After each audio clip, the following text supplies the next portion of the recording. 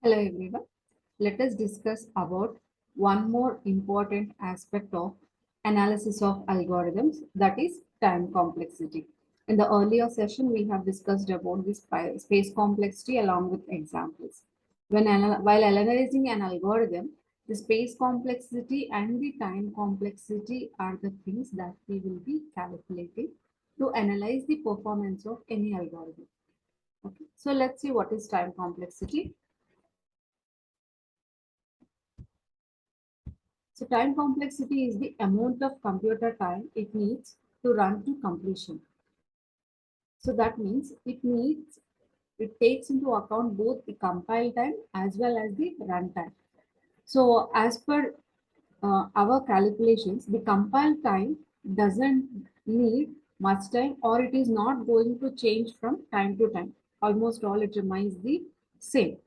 So we need not worry about this compile time. So we are considering only the runtime into account. So initially, while considering this time complexity, they have taken this runtime as TP of n is equals to CA multiplied with add of n plus CB plus subtraction of n, CM plus multiplication of n plus CD into division of n. So that means, so the total number of additions, subtractions, multiplications and divisions that we have in an algorithm. So if you add all that, so that gives the runtime. So that was the initial consumption that they have. So here, if you see CA, CB, and the CM, CD, all these are the coefficients, some constant values. And here, one more thing that is important here is the N. So this N is the instance characteristic. In the earlier discussion, we have seen the importance of the instance characteristic, right? So here also we have N, which is the instance characteristic. And later on, after this, they have found that instead of doing all these things, why don't we say this entire thing as one computer step or one program step? So the terminology for the runtime calculation is changed in terms of program steps. Okay, so the runtime is nothing but the total number of program steps that are there in an algorithm. So now let us see what is meant by a program step.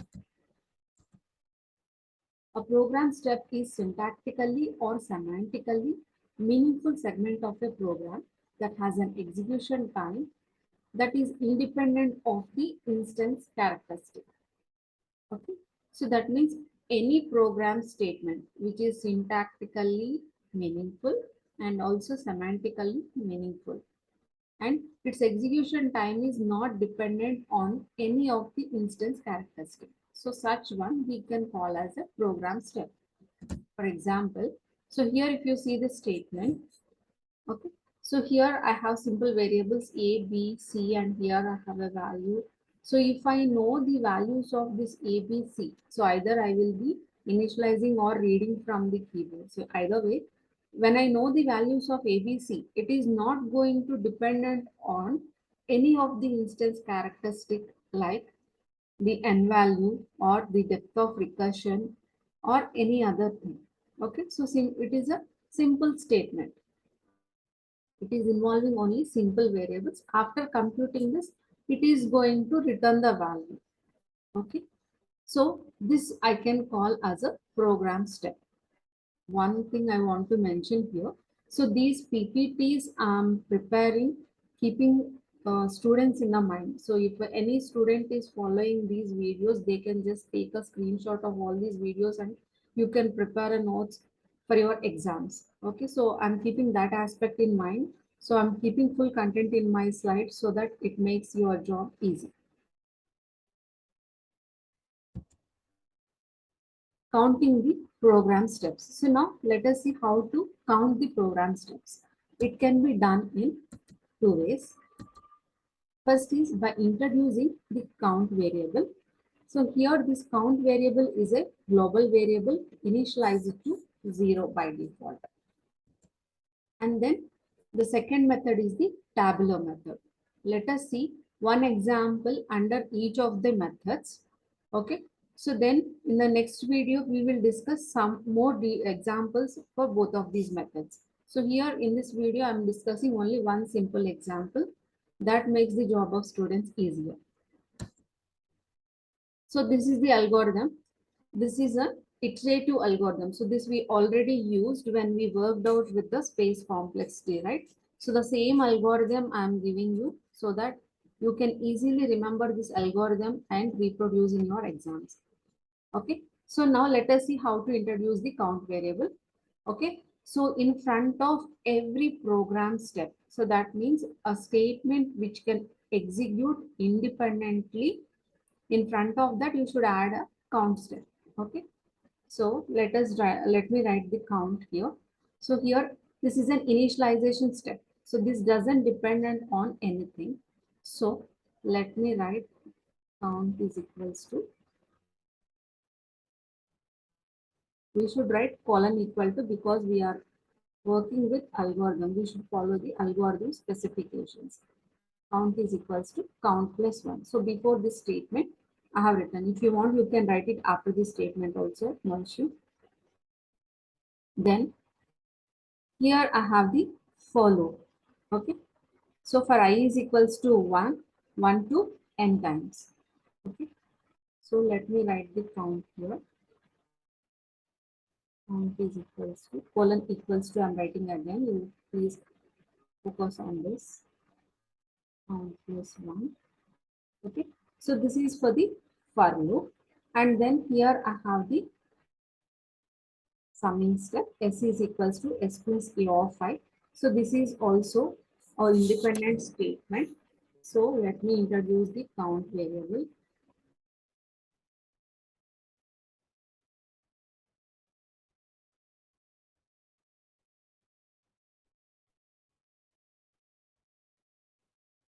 Then here I have the return statement. So let me write the count here only, inside I will write.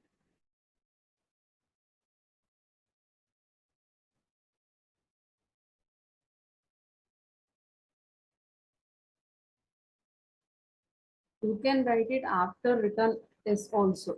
But usually whenever we say return, so that is the end of your program. The control will return to the called segment. So just to give a semantic meaning. Okay. So we are talking about semantically and syntactically meaningful statements. So only I'm writing this count statement before this return.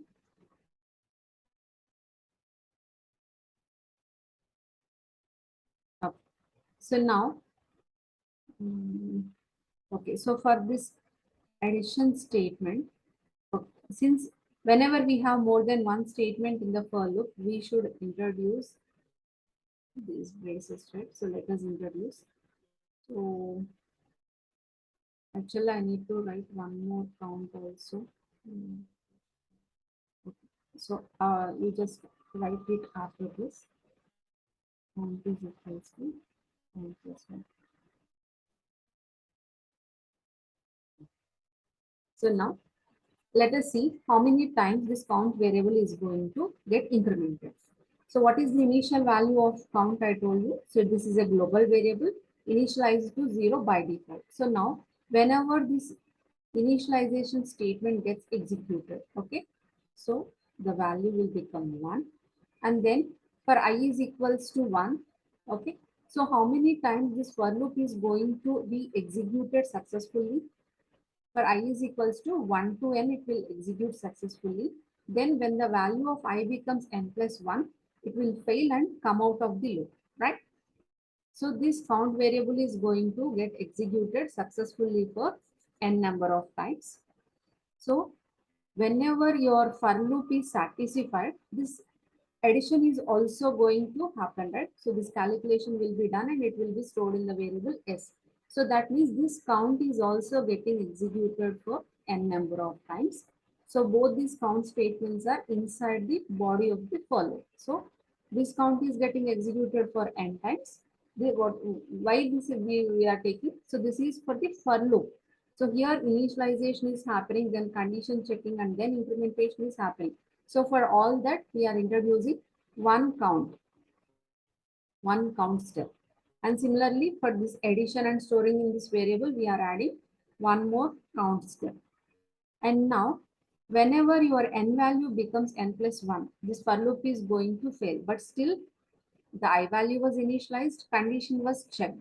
So, okay, some computation is being done. So, only after closing the for loop, we are introducing one more count variable. So, this gets executed only one time. So, because here the for loop condition is failing, it is coming out of the loop. So, at the end of the loop only it is getting executed. So, only one time we are taking. Then return S. So all the time at the end of the program only the value will be returned and it will be also execute for one time. So now if you add up all this, that gives you the value of the count. So as per that, the time complexity of this problem is how many n's we have? 2 n's plus 3.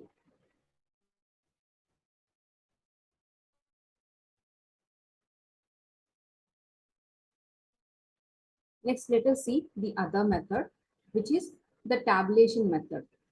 Okay, so this method is used to determine the step count of an algorithm by building this table. Okay, so here the contents of the table, if you see statement, so that is the statement of the algorithm. Then S by E, which is called as steps per execution. Next we have frequency and then total steps. Okay, let me explain you about each of this term. S by E is the amount by which count changes as a result of execution of that statement. Okay, so in a single iteration, whenever you are executing that particular statement, how many times the count is going to change. So that is your S by E. Whereas frequency, it is the total number of times each statement is getting executed. And then total steps. When we combine frequency and S by E, we get total steps. And at the end, we will be adding all these counts and then we obtain the final count value or the time complexity or the number of programming steps. Let us work out with one example. So again, I'm taking the same algorithm and either you work with the count variable or the tabulation method, the result will be same. All the time, this point you should keep in mind. The result will be same irrespective of whether you work with the count variable method or the tabulation method. Okay. So now let us work with each term of this table. So here you can see, so this each line is the statement. So here if you want, you can also provide the numbering 1, 2, 3, 4, 5, 6, and 7.